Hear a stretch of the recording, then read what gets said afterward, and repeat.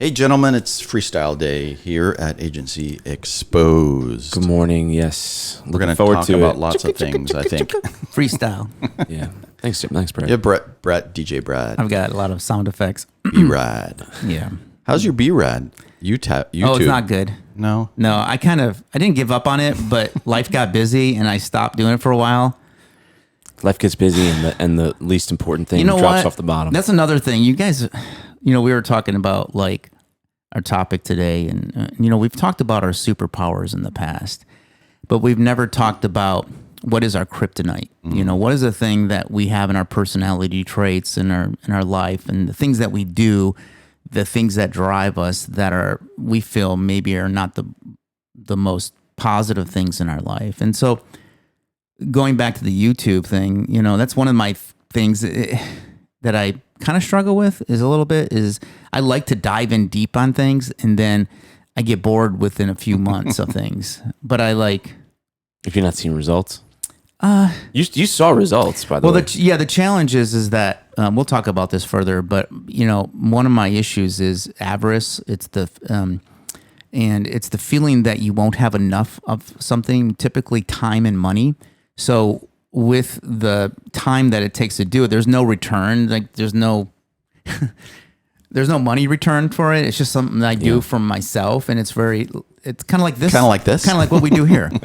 But at least I get to do it with you guys. Like right. there's more community. I love the community. That's the positive thing. If I thought you guys were idiots, I probably wouldn't show up. Yeah, but I don't. I love you guys. That's a good sign. I love you guys. Brad's been consistent for 100 and some episodes. No, he really has. So we are not idiots. I mean, there has been times I want to be really transparent here today. Yeah.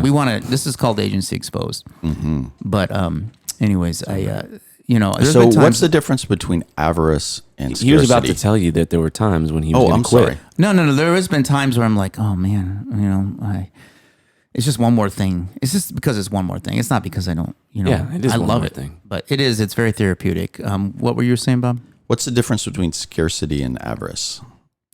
Avarice is really, I believe, the fear of that there won't be enough of something, as if the world's going to run out of time or money, or that I will not be able to support or have enough to be able to do what I feel I need to do, or it's the stress in my life.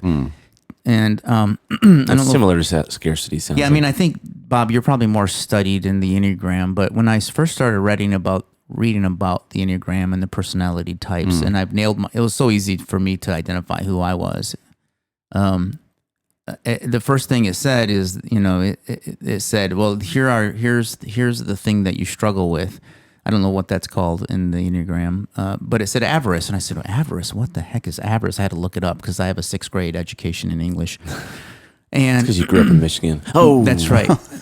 Sorry. No, that's probably true. I love all the Michiganians. How you say it? You just offended half of the geniuses in the world. No, I really do. I mean, honestly, Says the man from Queens. I come from a worse area. I know. I'm just taking a shot at the Northeast because I'm from the Northeast. I'm from Detroit, and I always say I'm so dangerous. I vacation in Detroit. Yeah, there you go. Right, it's definitely. And I normally I have a little mug that says I have people in Detroit, but you got to say it like I got people in Detroit. Yeah, you don't want people in Detroit. Anyways, so avarice. Not like that. I had to look it up, and then it said, that's what it said. It said the fear. I believe, of feeling like there will not be enough. And typically it talks about money and time. And man, I'm like, wow, that nailed me. A lot of my fear in life, and it drives me too. It's kind of a two-edged sword for me. I do like that I have that because I think my decisions are conservative at times, which I kind of glad that I'm like that because I do so much research to make sure that this is doable. Whatever I do, whether it's business or personal, especially financial, or even time, is this worth it? Is this going to do it? And I do the numbers and I crank them out and I double check and verify the numbers because I don't want to be wrong because, I feel like my decisions are driven by it. But it can also be to the point where it can be a detriment because it adds additional stress. And I know in the back of my head that God provides all of what we have. I mean, we look around, it's just, we live in a beautiful world, and God provides us friends. He provides us relationships.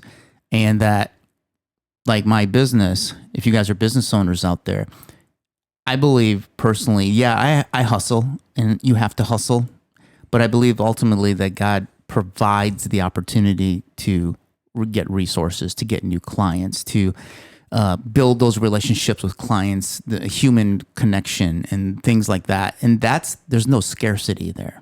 Mm-hmm. There really isn't there's no scarcity. In my mind, I know that, but I don't still struggle with that. So, I don't think that's not unique to you. And I would say, like, I feel that, it's funny. I'd say two things to you.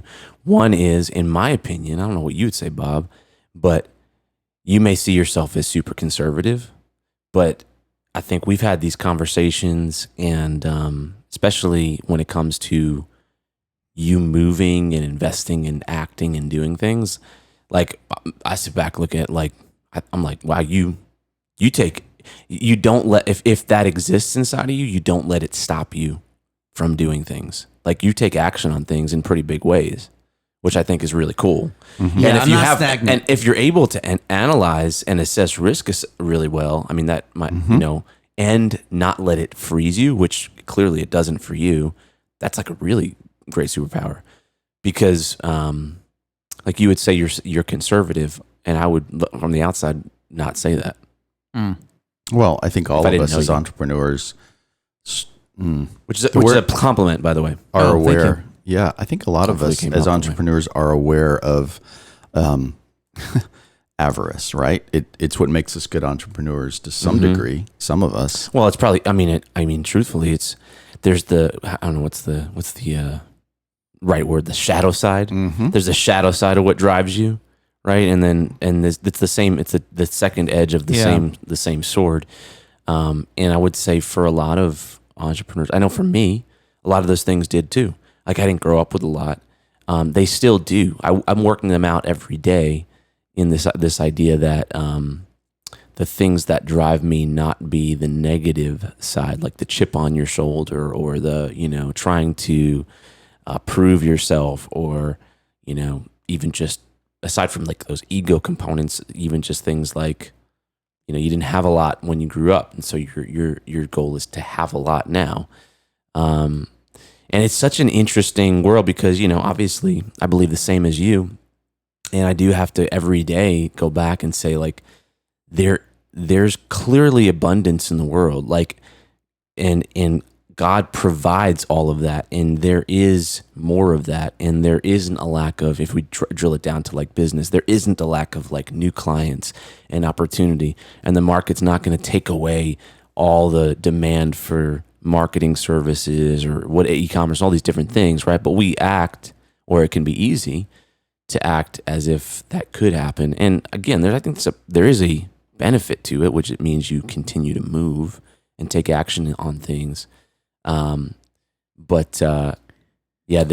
guess for me, it's that downside. I don't want to live my life where fear directs me, where fear's driven. Fear's the driver of my car. I'll give you another perspective. It's not always like that, but there is times where it is. I can give you another perspective on that from science that I think is really interesting. That's helped me, not necessarily with avarice, but just, well, let me explain it, and I think it applies to all of us in these situations. A few years back, they did an experiment. One of the treatments they used to do for epilepsy, I think they still do, not as much as anymore. But, your brain is basically two halves, right? They will go, and what happens with epileptics is your brain is firing when it shouldn't. So it's the brain throwing synapses across different sides of the brain when it shouldn't. So what they would do is there's a little thin piece of film that connects those brains together that those synapses fire on. Well, they split it in half. In effect, they split your brain in half. Because it can help with people who are epileptic and other issues like that. So it's not an uncommon surgery that has been done. Well, Psychologists said, well, if you split your brain in half, there's got to be some sort of long-term effects because you're cutting off those wires. What they found was, the brain is pretty malleable, and people like that will, your brain compensates. But here's an interesting thing, and it pertains to what we're talking about this morning. They did some experiments where they would put kind of a piece of cardboard or block, and they would give someone with their right hand to write an answer down, and so that they couldn't see what they were writing. And then they would ask them questions on this side, and they would speak it. And so they would ask them questions like, a nurse would be there, and these were patients that were fresh out of this surgery and recovering. And, they would take, for instance, a young man, and beautiful nurse would be there. And they would say, are you in love with this nurse? And of course, the man would say no. And they said, would you write that down? Well, what he wrote down was yes, but he didn't want to write yes. And they kept demonstrating that over and over, that it's a great example of all the time we walk around with two opposite things. Yeah. And I think the yin yang kind of approach. Yeah. And I think what I heard you just do earlier was a beautiful example of that. You said, I'm really struggling with this, and I know it drives a part of my life, but I use it for that. And I think the healthy way for us to be is to always try to hold opposites together in real healthy ways, And I think when we default to want to be binary, like, no, it's I've got to be this way, or I've got to believe this, or I want to do things this way. I think it's not always healthy, because we begin to get into a mode of, if something is really, really good about me, then something has to be really, really bad about me. And while that may be true, I think a healthier, deeper way to live is to really hold those things in a healthy way and say, what you're saying is, I realize that I have a superpower, and that's research, making good decisions, running my business wisely. But I also know that my superpower is driven by something that can go very dark and be unhealthy. But without it, my shadow, I wouldn't have this superpower. And so being able to hold those things, in a always being willing to hold those things is really, really healthy. That's helped me, and it's I try to lean into that and say, I do have some really unhealthy things that scare me, that I don't like. But if I try to go, okay, I'm going to get rid of that, and I'm not going to deal with that, and I'm going to be a better person and get rid of that shadow, then I think we lose out on a lot, because then we begin to see things. Well, anyone who has that, they're not a good person, or they're not as strong as me because I've overcome that. When actually, we know people in our lives who have a lot of superpowers that may not look, quote, healthy, but actually do some really great things that drive them. So I don't know if that makes sense to you, but I would just say don't be so hard on yourself to be like, oh, I don't. It's like that's what gives you your superpower, and it's the juice that gives it to you. That's definitely a good perspective. I don't. At times, I actually cherish that, but I think sometimes it's the stress that, the focus on it, and feeling this kind of like a little panic attack, or that's not really a panic attack, but it feels a little bit like, oh my gosh, are we gonna be able to do this? So what if this happens? I do a lot of what ifs, and I think that's what I need to stop doing. What if this happens? What if the Feds raise the interest rates another 2%? What if the world crashes? What if this happens? I mean, you can what if all. I was talking to my wife, and she's like, you could what if all day long. Stop. Just try not to what if all over yourself. Exactly. I probably did. Do I look at my shirt? And did I what if all myself? I didn't sleep. Yeah. No. But I want to hear about you guys too. I know that's we talked about this earlier, and that's me. That's and that's something that I live with. And again, like you said, I do recognize that there's this. It's a double-edged sword. But it's been helpful for me. I'm at some sense I'm kind of proud of that, because I know that's the only thing that's driven me otherwise I'd be a mess in some areas of my life, probably, like financially, I think I wouldn't be quite as diligent, I guess, in that area. You are really good at holding those things because you've always been a very curious person. And I think curiosity, curious. Yeah. Curious is the key to walking that fine line and staying on that edge. I think because you're not saying, I have the right way and this is the way it is and this is the best way. You're like, well, let me hear about this other way, or let me explore this, or let me investigate it. So that's definitely. good. I think we can end here. No, what about you? That was really good. What about That you? was really Ken? good. Well, I'll dovetail into myself, but I was curious. I don't know if you'd be willing to share. Sure. What, anytime I think about these, and I've had people ask me about this question, like, what do you think creates that or created that? What is the, like, was it, like, you have to talk about the situation, but like, was it situational? Is it like how you grew up? Is it like, okay, let's talk about that. If you want to talk about that, let's do it. I'm curious. Yeah. Curious minds wants to know. So I grew up pretty much middle class. My parents probably came from more poor families, But my dad's dad was a farmer. My dad grew up, he didn't really have much of anything besides dirt, maybe. Maybe some other things too, But I don't think they recognize themselves as poor. I don't think they had their mindset wasn't that for sure. Their mindset is not a poor mindset, which was cool, even though they might have grown up a little bit more that way. My dad, went from a farmer to getting a master's degree, doing really pretty well, I think, in his job, worked for General Motors, kind of high up. And so we always had, and when I was a kid, we had stuff. We weren't rich, but we always were able to have a life that, I've never struggled financially as a kid or anything. So I never had any of that kind of trauma, which can be tough. So I'm not really sure where it came from, to be honest with you. I think I can tell you this. Back in the recession of 2008, we lived in California, and there was about a year and a half where we struggled. A lot of I was doing smaller client stuff, a lot of contracting. I contracted for different projects at that time. This is before I really started into my business and the agency. And so we were living out there, and the economy tanked, and all the spigots turned off. A lot of the projects I was working on got cut, or clients reduced their spending, and so we really struggled. And in my back of my mind, I said, I'm never, because I put myself in the position to not have to be liquid when I moved out there. I sold a house, and then we moved out to LA area. And so at that point, I've kind of told myself, I'm not going to get in this situation again.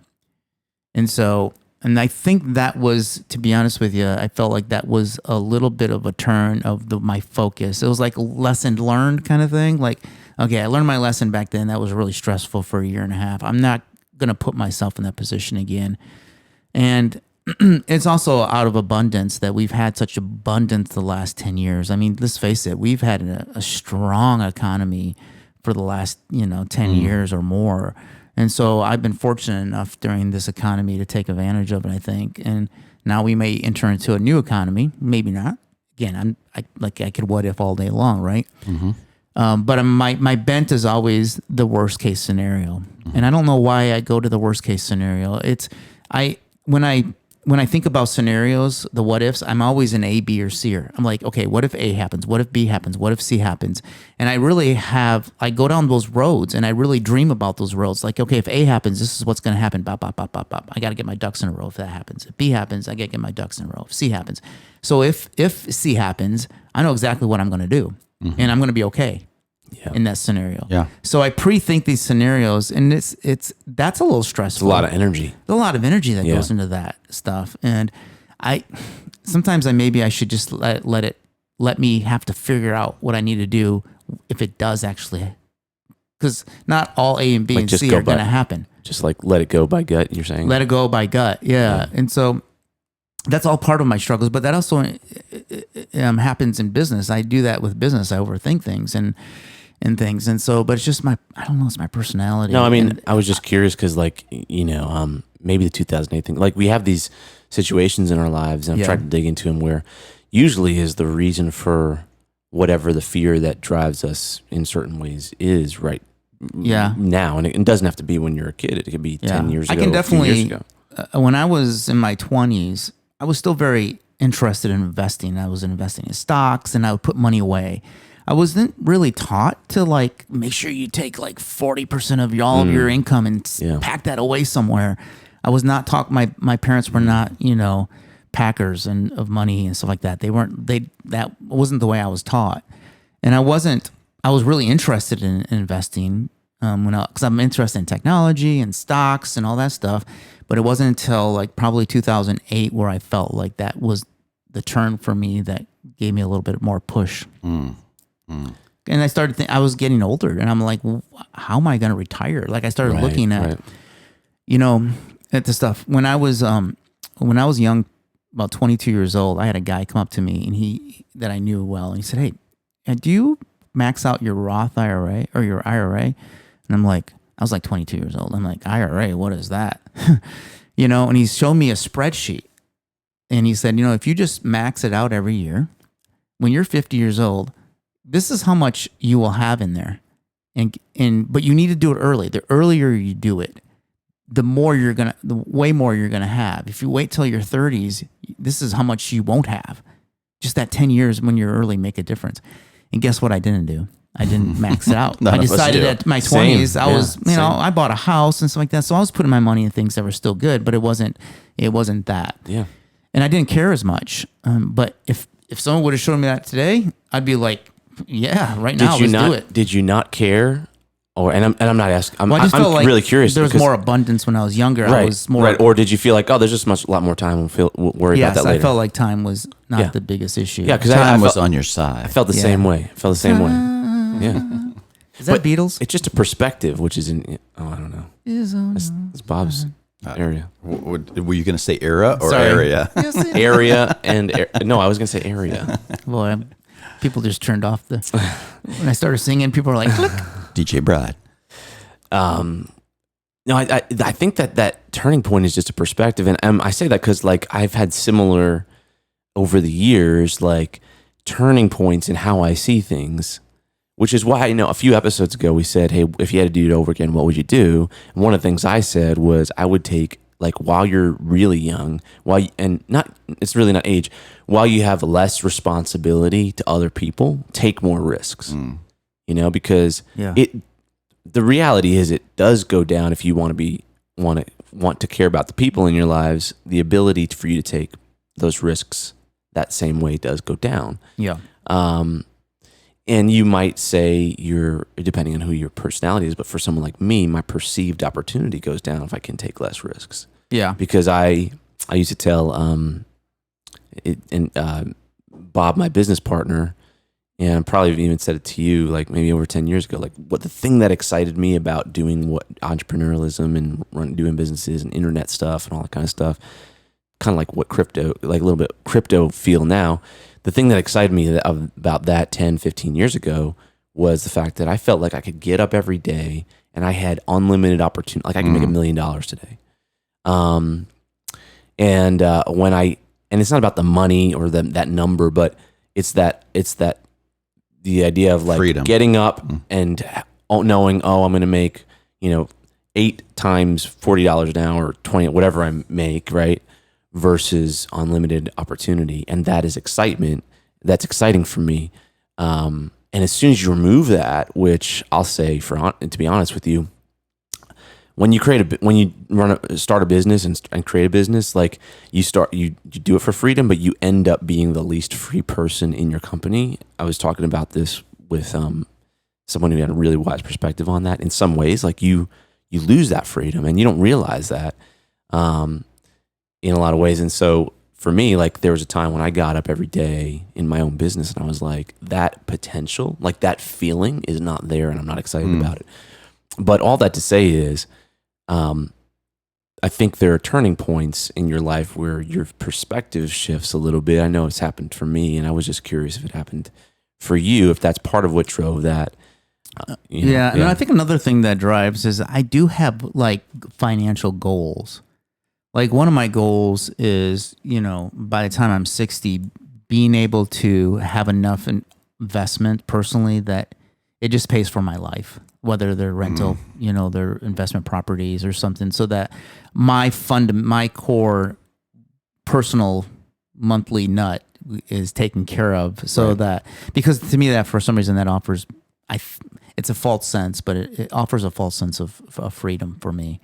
Freedom's not found in that, obviously, but it does offer me, like, it's really my exit strategy in my, I guess I don't really like the word retirement because I don't think I'm ever going to retire. I don't want to retire. Maybe retirement to me is you're dead. And but I want to have that, your safety net. You want to have the freedom. I want to have the freedom to just to do whatever and you make some different decisions. So it's like almost like I want to create financial freedom, so that the financial side doesn't drive me. Yeah, I mean, does that make sense? Yeah, absolutely. Doesn't. I mean, you need to have some level of protection there in order to make decisions that are good decisions. Because otherwise you're making all decisions out of fear. Like, how am I going to put food on the table tomorrow? Like, you tend to make worse decisions than I don't have to worry about putting food on the table tomorrow. Correct. Yep. Yeah. Well, like my shadow side is very similar. Really? That might surprise you. I don't know if it does, but like, and maybe I've definitely been aware of it and tried to combat it over the years. So like, so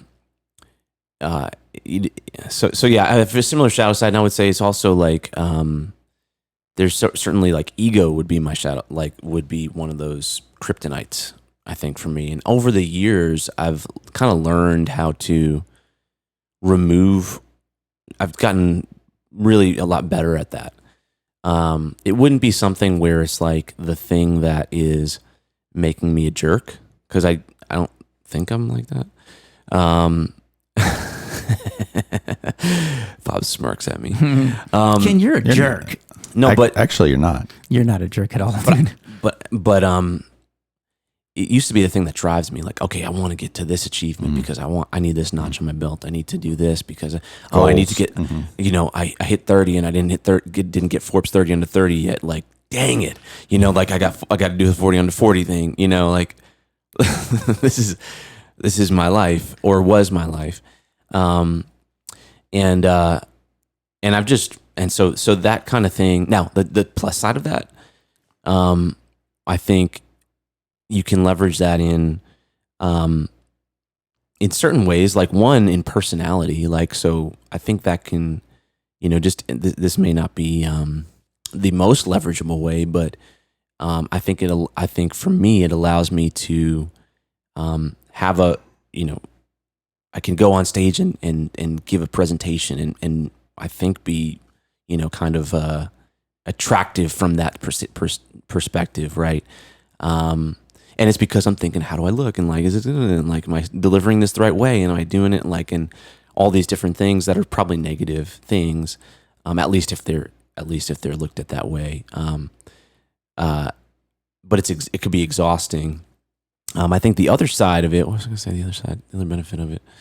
I forgot what the other benefit was. There's no other benefit to it. But I'll tell you this, like it like removing that has been hard over the years, and because I wasn't aware that was like the thing driving me. That it was really not an ego; it was really achievement. It's like the desire to achieve because you have to prove yourself, and I know exactly where that comes from.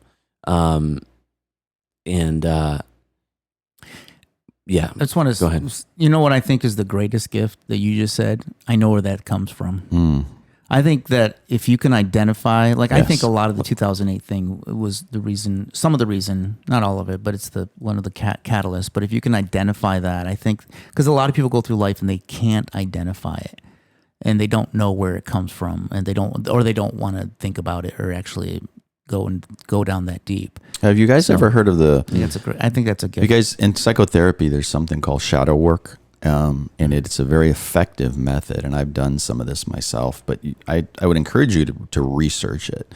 To try to explain it sounds a little odd, but Carl Jung, Jungian psychology, was the one that came up with it, and basically he would love this conversation today, because what you just said, Ken, and I agree with you, Brad, is being able to identify your shadow. And what shadow work is that you get to a place, in a quiet place, where you open yourself up and you have a conversation with your shadow. Like, you try to imagine, like, that piece of you. For you, it's like whatever that person looks like, whether it's 30-year-old Brad in California or whatever, that, and for you maybe it's childhood in Queens, whatever. Like, talk to that shadow. Like, what is the personification of that thing that you feel like you're trying to constantly keep in a closet and not let out, because if you do, the worst of you is going to come out. Like, face it, have a conversation with it, and really try to understand what is it that's driving it, and befriend it in a way that, because your shadow is always trying to tell you something. It's trying to come through. It's trying to inform your life. It's trying to be, and for many of us, it's that person that we really, really wish we were. But if we really revealed ourselves to our loved ones and to the world, it's like it's the 75-year-old woman who says, I really wish I wanted to be a poet all my life, but for some reason she was taught, little girls don't become poets, or whatever it may be. Yeah. That's a simple example. But anyway, shadow work is really important, I think. I would say that question, and I would encourage anyone listening to ask that question, is really what started to change, like, make me want to figure out and change whatever these things that are holding me back. And, whether it's, I can be very analytical with decisions, and I wasn't always like that. It actually only came in the last, it hasn't been, it came within the last 10 years. It came when other people became my well, no one's my responsibility. That's one of my problems, right? But, like, there's the perception that, because, like, they're God's responsibilities. They're there. And I think that's a struggle, right, of an Enneagram 8, is that you feel like you need to protect everyone, and right, you're right. And no, be like the God, you're like the Godfather. I've literally had we had this conversation. I literally had someone on my staff say, a wise man. I was gonna say wise guy. Wise guy. No pun intended. But he was like, you're not my savior. Like, you don't feel like you have to be. Because I was like, hey, like, we're not, I'm a protector. But the perception of that, like, made me put me into analytical mode, and it slowed down my decision making. And what I was going to say was, being aware of that, or figuring that out, was spurred on.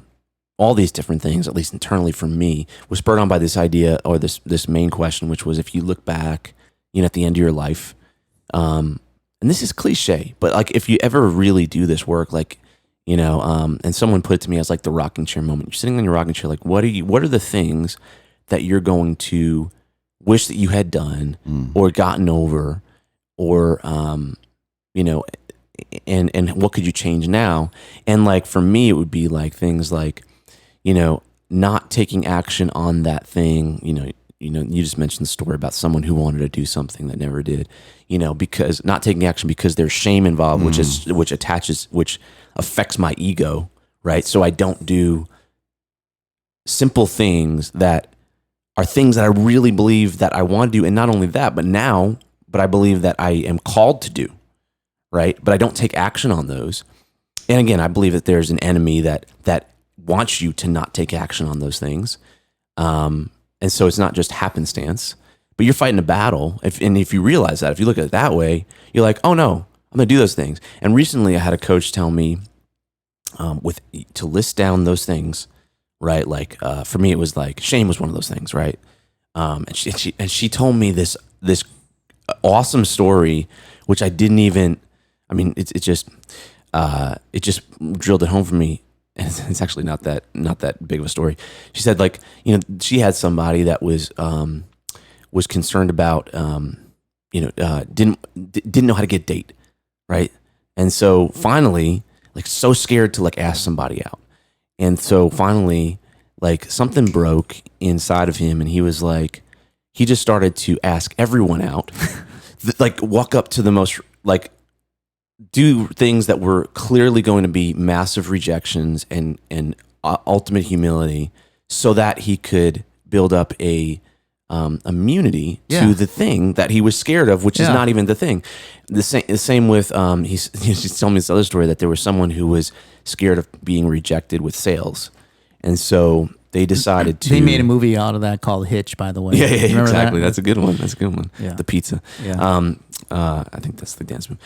Another one which I thought was really great. He was someone who was feeling scared of rejection in sales, and so he decided to go around. I don't know if it was New York City or something like that, and just start asking people for like $100, $100, $100,000, like just straight up, like in order to be rejected, in order to build up immunity, which really is not immunity. It's really, I think we make more of the thing than the thing is. I think the point is if you I think that's called Bob, you can chime in, but I think that's called experiential therapy. Yes. Where you throw yourself in a situation that you are highly afraid of, and you become less afraid of it. Absolutely. And the crazy thing is, like, our bodies want to stay comfortable, so they want to avoid pain. Like, that's the thing. Everyone, I mean, in marketing psychology, it's like everyone wants to avoid pain. That's the goal. Not gain something, avoid pain. And if you realize that, and you really are like, and you have to have a full cup. So that's why you have to have, like, be physically good and mentally fit and all these different things, because you need to have energy to combat that. But if you realize that and you're like, hey, you know what? I want to get better at, so from like feeling shame, like being okay with that, because there really is no shame around things. And so I'm going to do things that to me are perceived as embarrassing, right? Put myself out, like, so rejection, all these different things. To me, like, something like a business initiative that's a failure is like, I'm like, that is like I do not want that. Like that is, like from the outside. And so to me it would be, so I may not try things. Yeah. Right. Like, I'm like, I don't know if I want to, I mean, I'll try it, but I may not put it out there that I'm trying it, because if I put it out there, then try it. But that is exactly the opposite. And these are all cliches, but they're so true. Like, that's the opposite way to success, right? You don't get success on like try number one. Right. Like, you get success after trying a bunch of times and failing. But we all know that. But the human nature is like, that failing is so painful. Or whatever the thing is that's keeping you from doing the thing, that in the rocking chair, you're like, if you look back, you're like, why did I let, social media embarrassment keep me from doing this thing that I felt my life was called to be? Or why did I let this thing happen? You start looking at it that way, and you start taking action on these things, and then the tactic is, you could, for me, like, put yourself in situations that actually create that emotion, and you realize it's not as bad. I'm gonna tell you guys one of my famous Carl Jung quotes that I think is so applicable to this conversation, and I wanted to look it up because I want to make sure I got it right. He said, "Until you make the unconscious conscious, it will direct your life, and you will call it fate." Oh, yeah. Wow. Until you make the unconscious conscious, it will direct your life, and you will call it fate. Wouldn't that be isn't that the saddest thing? It is the saddest if you thing. end your life thinking, this is just the way it was supposed to be, and it was really just like, you couldn't get over yourself. You could have changed it if you could identify it and work on it. Yeah. And again, some of the stuff we're talking about is not easy. Just because you identify doesn't mean you can. Not saying it's easy. Solve and the problem, sometimes there are really hard. I mean, but part of it's just making it conscious. Correct. Yeah, you're right. I don't want to also say, like, gloss over, like, there are some, like, really traumatic situations that are really hard that create things. But for most people that I know, the things that keep them back are actually small things. Yeah. Right. Like, they're like these things that, just, they're almost silly when you talk about them. It's the inability to, what we talked about earlier at the beginning, the inability to hold opposites in healthy ways. And I think our world is a reflection of that now, from wars in Ukraine to political crap in our country to even COVID. This podcast might get flagged, but I think, great example, a practical example is when you look at a pro-vaccine person and an anti-vaccine person, I think a healthy way is to say, you know what those people have in common? They both want the pandemic to be over. Yeah. Right. And can I, regardless of what side I'm on, because I'm not going to tell you, is like, how can I sit in the middle of that and see in a healthy way, those people are basically the same. They want they want the pandemic to be over. And they're really, that they share that. That is the healthy way to look at it. It's even more maybe broad than that. Like, yeah, you can apply it to anything. If both people that are sane, like, they both want to be alive, right? So no one's like choosing death, like, of course. Which I think we put the idea that through our lens of thinking, like that is binary. I do think like one way is better than the other. That doesn't mean everything goes exactly. in my opinion. Like, it doesn't mean like just let live and let do everything and you do you. I don't think that's good. I think there's that balance, right? There's like, it's not binary and you're not the ultimate judge. No one is, right?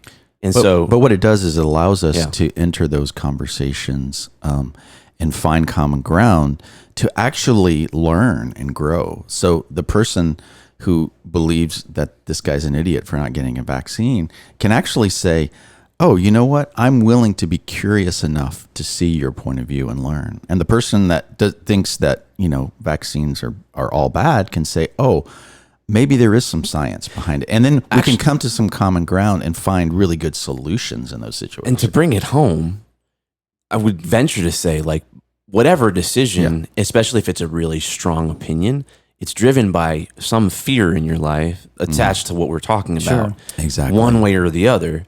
And again, like that, getting to the root of that, at least probably gives you more balanced perspective at looking at all those things, right? So yeah. I think for me, like even when you guys are talking, I'm like analyzing the conversation like in a spreadsheet. Who won? Well, it's not a, you guys, analyze that. You guys need to get more heated if this is going to be a game. If I have to choose a side here, because that was too friendly. I'm all about the achievement. Yeah, bro. But I always analyze everything. And I realize, in my mind, everything I do, I analyze like a spreadsheet in my life. And I sometimes have a struggle of going with my gut.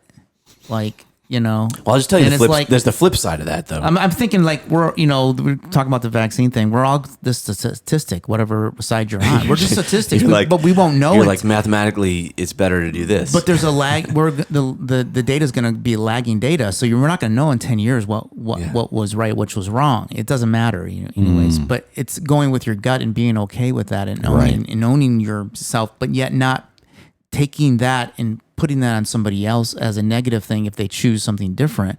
That's right. That's the problem. The problem is categorizing those people. Yes. And so me. Yeah. We haven't really talked about your kryptonite. Yeah. I want to hear some kryptonite. I mean, you've talked about it in the past. Yeah, I've talked about it. I think for me it's the strength and I'm going to back into it because I'm going to try to hold both sides here. Okay. The strength is being able to see ways forward, to be positive, to see the light and good in everything. That's driven by the shadow and fear of believing some lie that if I allow myself anything bad to happen to me, or if I go into dark emotions or hard places, that I'll get stuck there. So I think that's my kryptonite. Like, so for me, I can easily not want to sit in difficulty and pain, which again drives the positive, drives the forward looking, drives the future sight, drives not looking back. And I need your kryptonite, which is I need more avarice in my life. I need to make, because you avoid. Like just like you go down the road of, okay, if A, B, or C, like that's hell to me. to be able to think and spend Sometimes time. it's helped me too. But it's your default, and it helps you to make decisions. Correct. Yeah. You know, so for me, my talk that I gave, my TEDx talk, was my journey of finally accepting that and leaning into it and doing the hard work to see, like, okay, this is actually the way. You know, the struggle is sometimes the way. Well, it always is the way. But so that's my kryptonite. Do you feel that you're more like, since you've owned your own business and moved away from that and stuff, and do you feel like you're more now avoiding the kryptonite now than ever? And because it sounds healthy though to really kind of try to avoid that, right? To avoid the dark areas. Well, it can be very unhealthy too. But for you, and it might actually just destroy who you believe you are. Like it takes who Bob is, and it depletes you. Yeah. I think we don't have time to dig into it, but the shadow thing is, we're so scared. I am so scared. And all three of us here, we talked about it. We're so scared of like what it might do to us if we embrace it. Yeah. But that's the fear. Like, me saying I don't want to sit in difficult things, or I don't want to hear negativity, whatever it may be, is really my own fear of believing it's a lie, that I somehow will get stuck there, and if I get stuck there, I'll never get out of it. Does that make sense? Yeah. So, and I know that's not true intellectually, but it's like the split brain experiment. Yeah. My right hand is saying, I'm going to get stuck there, while I'm telling you, oh yeah, that'll pass. And so leaning into that and saying, okay, I'm going to experience it. I'm going to welcome it, and I'm going to let it pass through me. And then I'm not going to hold on to the energy, because I hold on to energy, and I don't, you guys don't see it. I'm really good at hiding it. But if we started like talking about really difficult things here, that I would probably be exhausted the rest of the day. Yeah. That's so learning how to let that pass through and not, so that kryptonite can be really difficult in relationships, specifically in marriages and close relationships, because you don't allow the other person to have space to be who they are, because you're always trying to keep yourself guarded from difficult things. Does that make sense? Absolutely. Mm-hmm. Yeah, completely makes sense. I mean, I think that the listeners are going to identify with all of this. I mean, I identify with you, even though I don't have the same exact struggle. I do have this struggle. I just don't have it as deep. I have your struggle. I just don't have it as deep. All of us have all these things. And the same kind of thing for me, probably. So I hope this has been helpful for somebody out there that, like, hey, we're just trying to make it real, and I'm sure everyone is going through the same thing, and they all have their struggles. And I like the idea that you can take that struggle and make it a two-edged sword. Yeah. And that yin and yang kind of thing, like know your shadow, but also have that understanding that the shadow isn't sometimes even reality. Yep. Good time, guys. All right. Until Hopefully next this time. helps somebody get through. Yeah. Yeah. Talk to you Until soon. next time. Until next time. Bye. Bye.